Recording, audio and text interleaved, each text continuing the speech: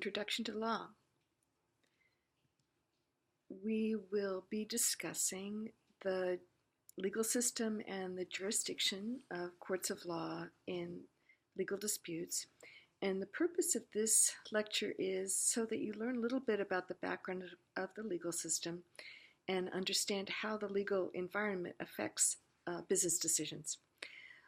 For topics, we'll have the nature of law, the process of legal reasoning, the court system, procedure, and remedies. Throughout this semester, we will be doing case briefs. These are briefs both of case summaries that are in the textbook, along with case problems, which are summaries of simply the facts of those cases.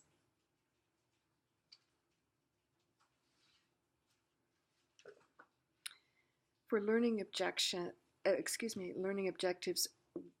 by the end of this session, you should be able to understand the nature of information and its use in the legal environment, the process of legal reasoning, understanding a bit about the court system, and understanding dispute resolution and remedies. Now, we get our law from a variety of sources, and understanding how these sources interact is important. And to understand this, it's necessary to take a brief look at the historical sources of our laws. The United States is a common law country, and that means that we derive our law from the common law system originating originally in England. When the United States was founded, we were unhappy with English rule, and we created a body of law, i.e. the U.S. Constitution, to govern ourselves. What does the U.S. Constitution include? Most of us are familiar with the Bill of Rights, for example, the First Amendment right to free speech. But the Bill of Rights is simply the first 10 amendments to the Constitution. The Constitution itself is largely focused on creating a system of governing bodies. It creates a process for electing public officials, for creating the court system, etc. These topics are covered by the U.S. Constitution, and collectively they're called, not surprisingly, constitutional law. However, if you were to look at the vast majority of complaints filed with the courts, only a small percentage would involve constitutional law. Think of the disputes you've heard of or been involved in. What were they about? Car accidents, divorce, business disputes. These kinds of lawsuits rarely involve constitutional law. Yet the only law created after the American Revolution was constitutional law. So where did we get the rest of our law? Well, we just borrowed common law from the mother country, England. The U.S. Constitution contains a provision that, as of the time that each state becomes a part of the United States, that state shall use English common law but is free to develop its own law from that point forward. This is important for two reasons. First, it means that we must understand common law in order to understand American law. Second, it means that each of the states may have a different rule regarding particular matters. If you're really bored, read your credit card disclosure sometime and see the maximum interest rates permitted in different states. What's important to remember is that when there is a conflict of laws, i.e. laws that have different and conflicting provisions, constitutional law always prevails. In the event that state constitutional law conflicts with federal constitutional law prevails. This brings us back to our historical review. If, when each state became part of the United States, it was governed by the U.S. Constitution and English common law, what then is common law? Common law is the case-by-case development of law with its principles arrived at over time through court decisions. Common law may or may not be codified or written into codes or statutes, yet it is still law. The reason for this goes back to the origin of the law. Law was being created in the Middle Ages in England. early in that country's history, few people could read or write. So no one sat down and wrote out the law in the way that, for example, state legislatures do today. Instead, the crown, in other words, the king or the queen, would authorize magistrates or judges to administer the law throughout the country. Here's an example. Stallings versus Perry. Suppose that you were a farmer in the Middle Ages in England, and your neighbor's goats ate your apple crop due to the neighbor's careless lack of maintenance of his fence. If you, and let's just say your name is Stallings, pursued your neighbor, whose name is Perry, the magistrate would enter a ruling. Suppose that the magistrate ruled in your favor. The ruling summarized would then look something like, if a farmer carelessly lets his goats ruin a neighbor's apple crop, he's liable for the loss. The reference or citation to the case is Stallings versus Perry. This ruling would then get referred to when other cases came before that magistrate. If, for example, another farmer, and let's call him Hornsby, had his wheat crop destroyed by his neighbor's cattle, and let's call that neighbor Carter, he might make the following argument by analogy. Your Honor, since you ruled as you did in Stallings versus Perry, you must apply that same logic to my case. But Carter might argue Stallings versus Perry is different. Stallings versus Perry was about goats and apples. The case at bar is about cattle and wheat. Well, given enough intelligence, the magistrate could derive the principle of Stallings versus Perry and apply that principle to Hornsby versus Carter, i.e., when one carelessly allows one's livestock to harm another neighbor's crops, the livestock owner is liable for the loss. What's significant is not the particulars of the case, wheat or apples, for example, but the principle it represents. In making a ruling in Hornsby versus Carter, the magistrate would rely on Stallings versus Perry as precedent. Over time, the courts for one county would use the precedent created in another county. A neighboring magistrate, for example, could rely on the decision in Hornsby versus Carter, and let's say it was decided in the English county of Lincolnshire, even though the case at issue was in the county of Essex. Over time, particularly as literacy increased, these cases were written in casebooks and referred to in deciding disputes. This process of creating the law on a case-by-case method is called common law, and we continue to use it in our country today. The process of relying on case precedent through published cases survives as well. When an issue has been decided, for example, livestock destroying neighboring crops due to the carelessness of the livestock owner, it's called res judicata. It's Latin for meaning, well, that rule's been decided. It's important to the legal system that there be consistency in the way that cases are decided for at least a couple of reasons. First, in order for there to be systems that are respected as fair, a decision should be based on the issue logically analyzed and not on the feelings or on personal relationships. We can't have a system where Stallings wins because the judge likes him while Hornsby loses because the judge hates him. This is what is meant by the saying that it is the rule of law and not of man. Second, it's important to have consistency in the way the law is applied because uncertainty is costly. Think of countries where there is uncertainty about property ownership or whether rights can be enforced, or whether there are any recognized rights for that matter. How much investment do you see in those countries?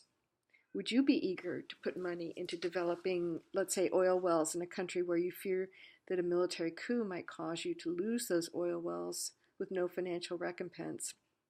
Well, neither would I, and neither would a lot of multinational or oil companies. So let's look at countries where there are strong economies with significant amounts of foreign investment. Those countries are typified by their clearly articulated laws and by enforcement of the rights those laws create. Your job in this class, as you learn the process of legal analysis, is to replicate the process we saw in Stallings versus Perry. In other words, look for the underlying principle of a case and apply that principle to similar situations. free of emotion or bias as much as possible.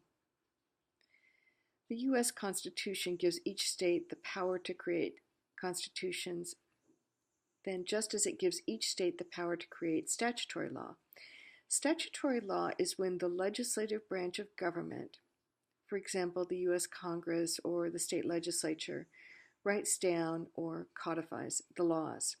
If you've ever gotten a traffic ticket, for example, you've been cited for violating statutory law.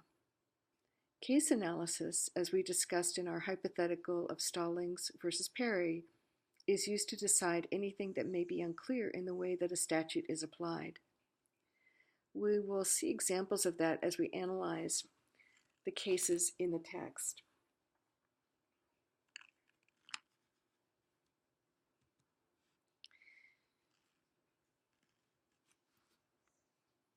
Now, let's talk about courts of law and courts of equity. You may have heard the term that someone is an attorney at law or that there's a court of law. Did the redundancy ever occur to you? If you're not an attorney at law, what are you an attorney of? Well, originally the terms weren't redundant. What happened at common law, and again, return in your mind to the England of the Middle Ages, is that a system of law was created under the auspices of the king or the queen. These were courts of law applying rules of law. These rules were pretty rigid, however. They were specifically prescribed rights and rigid adherence to the requirements for such claims. In addition, there was only one remedy at law, which was damages, which is a fancy way of saying money. But what happened when your problem didn't fit an established legal right, or when damages didn't solve your problem?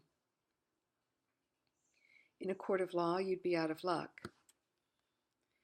For example, in the case of Moore versus Regents of the University of California, 1990 case, researchers at UCLA Medical Center discovered that the DNA of one of its patients, Mr. Moore, was unique in that he had an exaggerated immune system. His body was much better than most at fighting off attacks.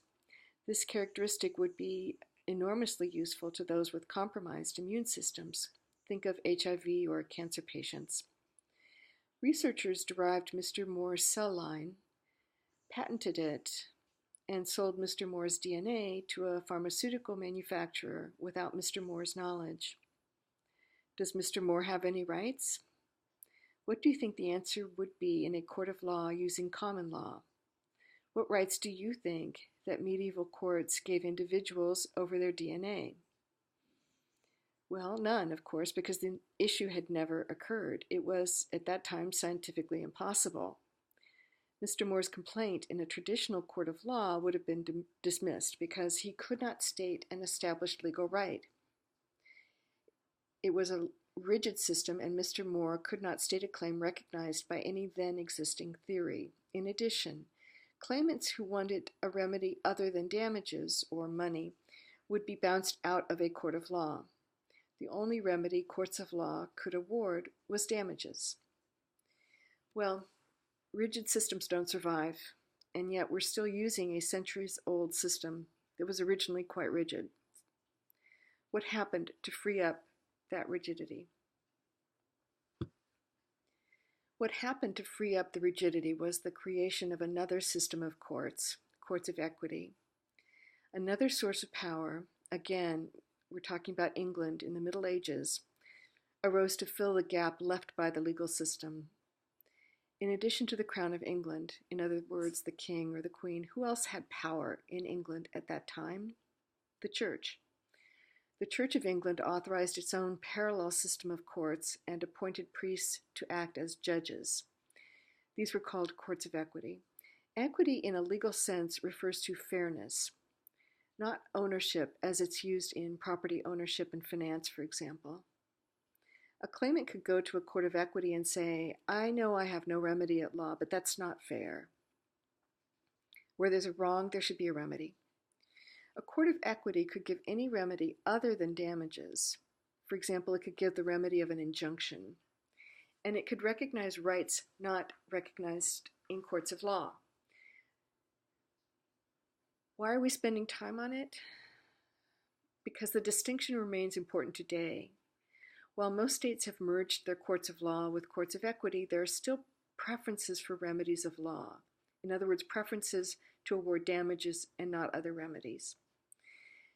Except for extraordinary circumstances, courts assume that the legal remedy, damages, solves all issues. It's also important to recognize that even if there is no statute or case law supporting it, a party can simply sue on the basis of equity. This is an important feature of common law that continues to exist today. What's the difference between civil law and criminal law? And incidentally, the abbreviation CF stands in Latin for something, who remembers what, but it means compare. So compare the differences between civil and criminal law. It's important to know the distinction between civil and criminal law. Suppose that your car is stolen. The police find the thief, let's call her Smith, but the car is totaled. You, and let's call you Lee, have a right to sue Smith. The name of that lawsuit would be Lee versus Smith. If you were successful, you would get your legal remedy of damages. The end. You cannot yourself put Ms. Smith in jail. Only the state can do that. If the state prosecutes a claim, the name of that lawsuit would be, and let's assume this is California, People of the State of California versus Smith. Could there be two lawsuits out of a single event? Sure. The first one, Lee versus Smith, is civil. The second lawsuit, People versus Smith, is criminal. If the people are successful, what happens? Well, it could be prison time, probation, community service. All of those are criminal remedies. With one exception, we'll be studying civil law, not criminal law. So if you see a case and say, but couldn't he go to jail for that? The answer for our purposes is it's irrelevant. In studying civil law, we're looking at wrongs to individuals or businesses enforced by those individuals or businesses, but not wrongs to society, which can be enforced only by the people. Could you get different outcomes in civil and criminal cases involving the same incident? Sure. Just look at the O.J. Simpson case. O.J. Simpson was acquitted in People versus Simpson, but found liable in Goldman versus Simpson. Simpson was not convicted and not required to serve prison time, but was ordered to pay damages to the Goldman and Brown families, and that saga is still ongoing. Different trials with different juries and a different standard of proof. In criminal court, a defendant must be found guilty beyond a reasonable doubt, while in civil court, one can be liable if there is a preponderance of evidence. All mean that you could get different outcomes. Guilt is a term used only in criminal, not civil matters. So get in the habit of using the word liable or not liable when we discuss civil cases. Now let's compare substantive and procedural law. Substantive law is law that gives rights. Think back to Stallings versus Perry, the right to be reimbursed for losses caused by your neighbor's carelessness, for example. Procedural law, by contrast, is the law that creates the rules for enforcing rights. A statute of limitations is an example of procedural law. Even if you have the best case in the world, if you waited too long to file your lawsuit, you lose. By and large, we'll be studying substantive law, the law of creating rights, and not procedural law, the technical rules of enforcing rights.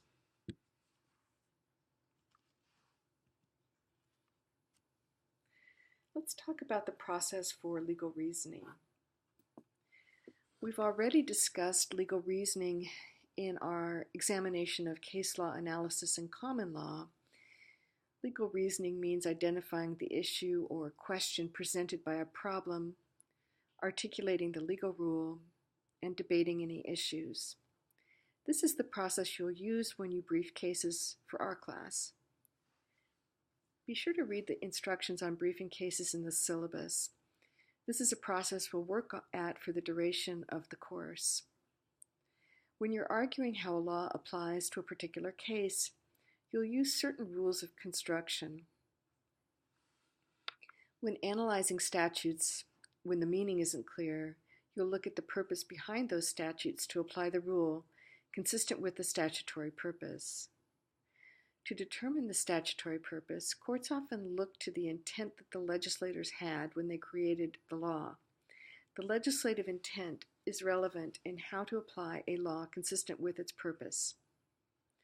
Other times, courts will look to the plain meaning of a law to determine the meaning if it isn't otherwise clear. In other words, what in plain English is the meaning of the words as written? These are all rules of legal reasoning. By way of example, suppose that a motorist was ticketed while driving in the carpool lane. Her excuse? She's pregnant. Does that mean she's entitled to use the carpool lane? Well, first look at what the statute provides. A carpool lane statute will typically permit cars containing 2 or more people to use the carpool lane. What is the issue? Well, the driver is clearly a person, but is the fetus a person? How do we apply a statute when the meaning in a given context isn't clear? First, we look to precedent. Are there previous cases that determined that issue? And in this hypothetical, actually it was a real case several years ago, there wasn't. At the time, it was called a case of first impression, meaning that since carpool lanes at that time were new to the state, the issue had never previously been tested in court. Next, we look to the plain meaning of the statute. What is a person using normal English definitions? According to the American Heritage Dictionary, a person is a living human being. Does that solve our issue? Well, not exactly. It begs the question of whether a fetus is a living human being. You might then look at other authority. There are cases in constitutional law and criminal law that discuss whether a fetus is a person, for example, abortion laws and homicide laws.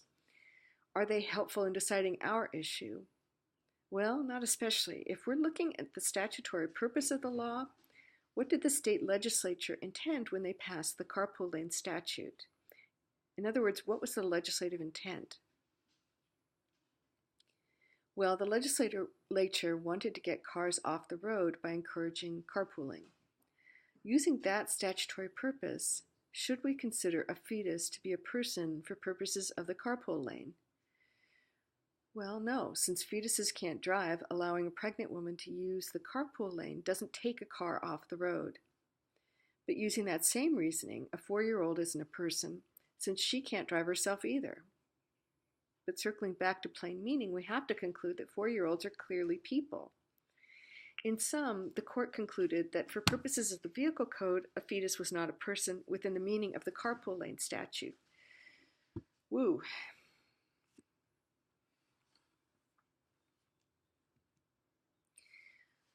Let's talk about the courts.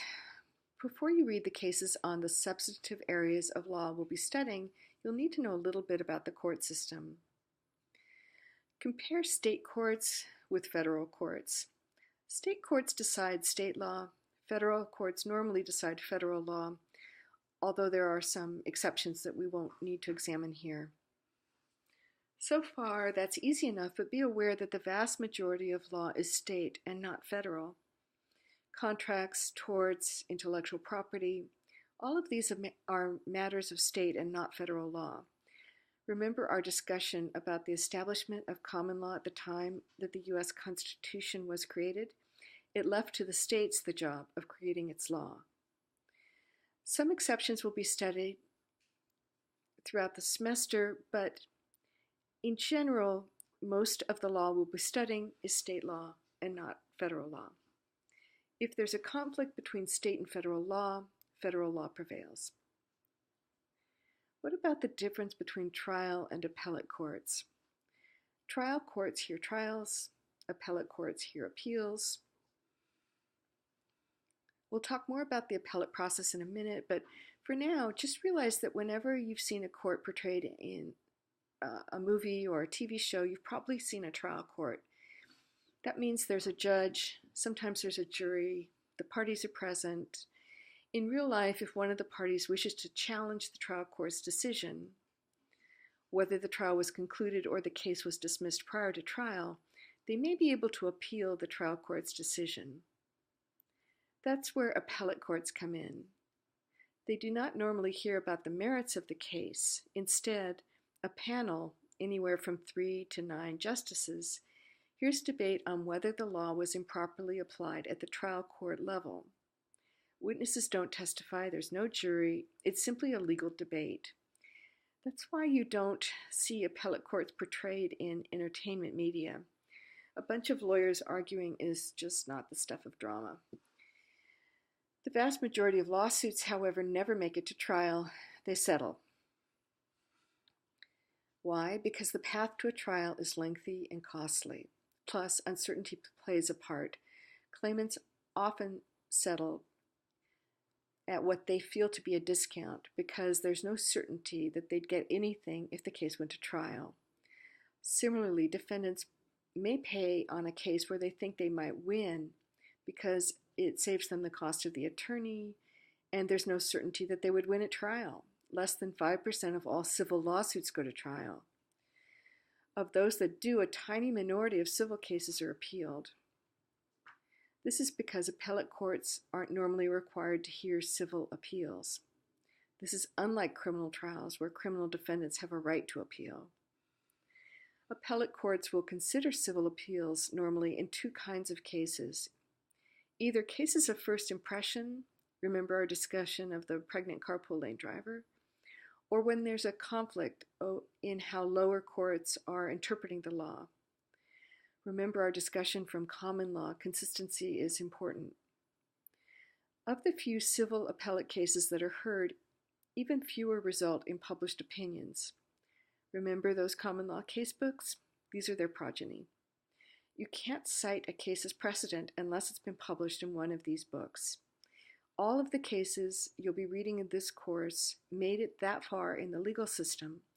They're part of a tiny minority of cases that contained a novel or undecided issue worthy of appellate review. Your job, as you brief cases, is to consider what issues the courts were struggling with. Jurisdiction. Jurisdiction is the power of a court to decide an issue. Jurisdictional issues can revolve around the subject matter of the dispute. For example, you wouldn't file a divorce suit in a tax court. The parties, the court must have some power over the parties, usually meaning a connection between the parties and the court's location, and the amount at issue. You wouldn't file a $1 million case, for example, in small claims court. These issues quickly become too technical for our discussion. Just be aware that a court must have the power to rule over the parties and the dispute. Otherwise, there's no validity to its judgment. Alternative dispute resolution. Because of the costs, delay, and uncertainty of going to trial, there are increasing attempts to reach out-of-court resolutions of disputes. These include arbitration, which is a sort of informal trial, and mediation, where a mediator will try to get the parties to settle the case. Increasingly, contracts include provisions about arbitration and mediation in the event that there's a dispute. Procedure. Well, I promised we wouldn't be spending too much time on procedure, and it's covered in a separate lecture, but you need to know a little bit about how the lawsuit makes its way through the court system in order to understand what happened in some of the cases we'll be reading. Part 1 of a lawsuit is called the pleadings. The lawsuit is started when a plaintiff files a complaint. A complaint has 2 parts, at least one cause of action and a prayer for relief. A cause of action is a legal theory that would, if proven, allow the plaintiff to recover against the defendant. Going back to Stallings versus Perry, Stallings would have to allege a legal theory, for example negligence, that, if proven, would allow him to recover against Perry. Courts dismiss cases if there is no cause of action. For example, if Stallings didn't want to sue Perry, but Stallings' neighbor Mumford did, the case would be dismissed. Mumford has no cause of action. Mumford suffered no loss resulting from any act of Perry's.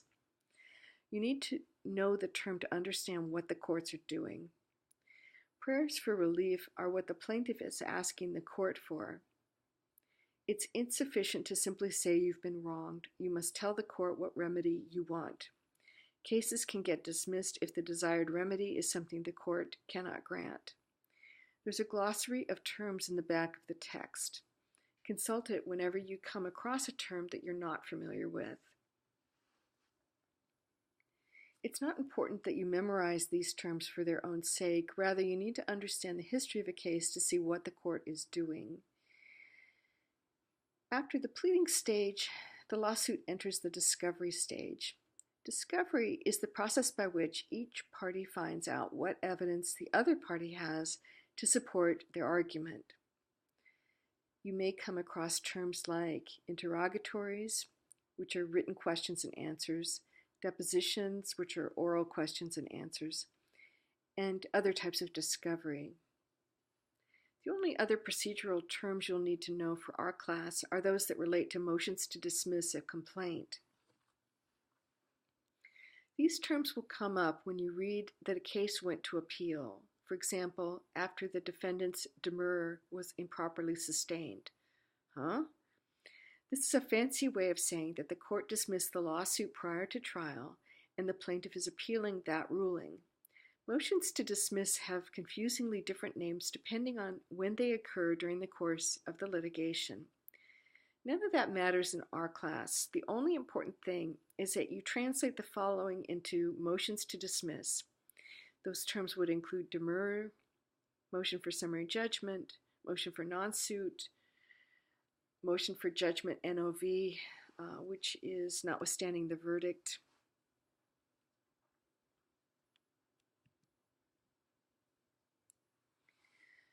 Finally, let's talk about remedies. We've talked before about the distinction between legal and equitable remedies.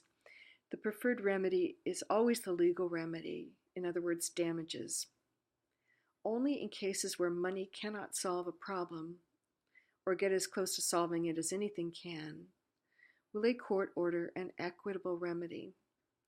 Any remedy that isn't damages is an equitable remedy.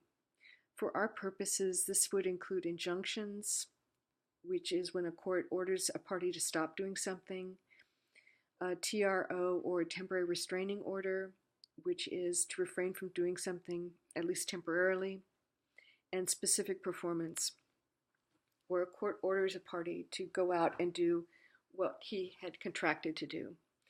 In a case involving, let's say, improper access to a database, the plaintiff may ask the court for a TRO or temporary restraining order, which would stop the defendant from using the data until the case can be tried, or an injunction, an order prohibiting certain conduct. There's no point, after all, in waiting for damages that may or may not be ordered years down the road if the data is being improperly used. Specific performance is an often misunderstood concept. Suppose that an engineer entered a contract to perform certain services on your company's databases and then wrongfully breached the contract, refusing to perform the work at the price agreed. What remedy would you get? Damages without a doubt. Money solves this problem. You'd simply hire another engineer to do the work. The court would not order specific performance, in other words, to specifically perform the services promised. Why not? Because it's impractical. The court doesn't want to supervise the performance of services.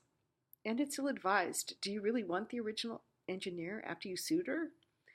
Plus, money solves this issue nicely.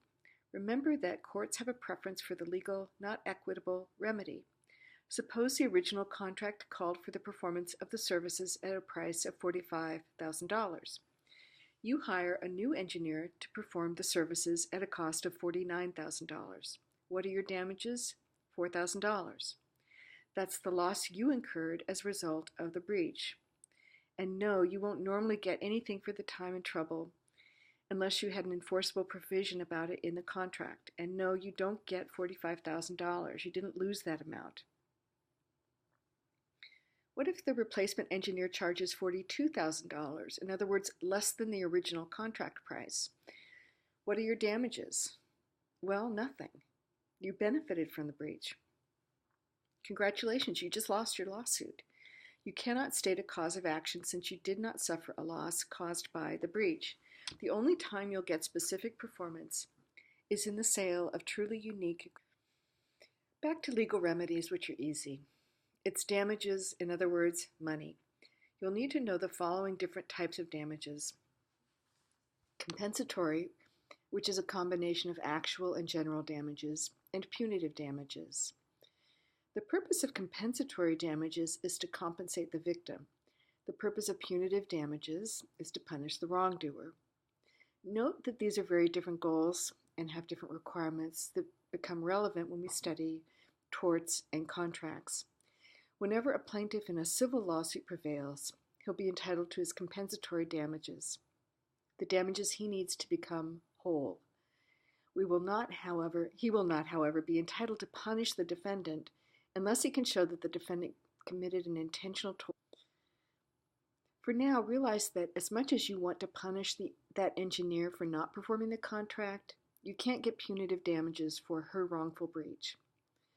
Compensatory damages are a combination, to the extent suffered, of actual damages, which are out-of-pocket loss resulting from the defendant's wrongful conduct, and general damages, which are intangible, difficult-to-measure losses.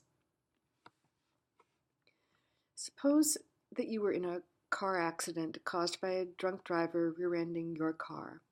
What damages did you suffer? What out-of-pocket losses occurred? Well, car repair, medical bills, lost wages from your job. These were all losses that are easy to calculate, amounts that you are literally out of pocket. But suppose you spent a couple of days in the hospital and need to have surgery on your shattered leg. You would additionally get general damages to compensate for that intangible loss, in this case, pain and suffering. The fact that it is difficult to put a dollar amount on your pain doesn't mean you won't get it. We'll just create some figure that the court calculates it to be worth. Okay, let's sum up on the key concepts. We get our law from a few sources, including common law and statutory law. We continue to use case analysis used in developing common law, even when interpreting statutory law. The use of precedent is important because consistency ensures fairness and predictability. Uncertainty is costly since businesses are less likely to make decisions if it's unclear what legal effect their actions will have. Courts have a preference for legal remedies, damages, over equitable remedies, which are all other remedies. It's important to realize the distinction between civil law, which we'll primarily be studying, compared with criminal law, although they can overlap. The proceedings, the standards of proof, and the penalties are all different. Compare substantive law, where rights are created, with procedural law, which is how someone can pursue their rights. After this section, we will only be studying substantive law. Procedural law is necessary only so that you can understand what happened in the cases you'll be reading. We'll spend the course in learning skills of legal reasoning with its focus on statutory purpose, adherence to precedent, and protection of parties' reasonable expectations. There are different courts with different scopes of authority. Most of our study will focus on state rather than federal law.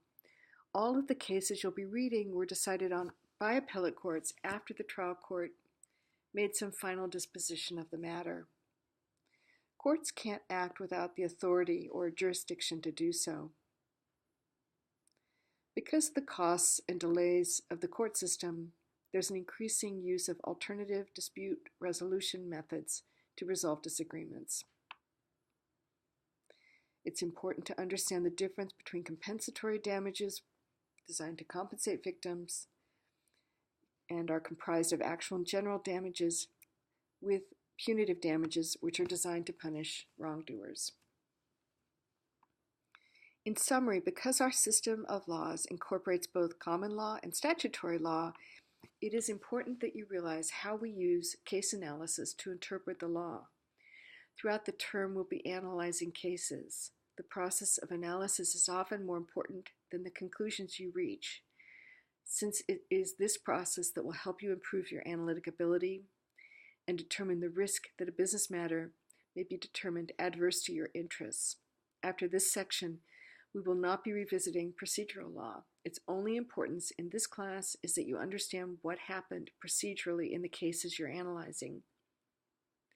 Make heavy use of the glossary, not to memorize the procedural terms, but simply to understand the disposition the court made of the cases we study. Recognize that courts do not make law, they interpret law. They cannot act without jurisdiction. They reach decisions based on the intent of the legislators and consistency with precedent. And we're finished.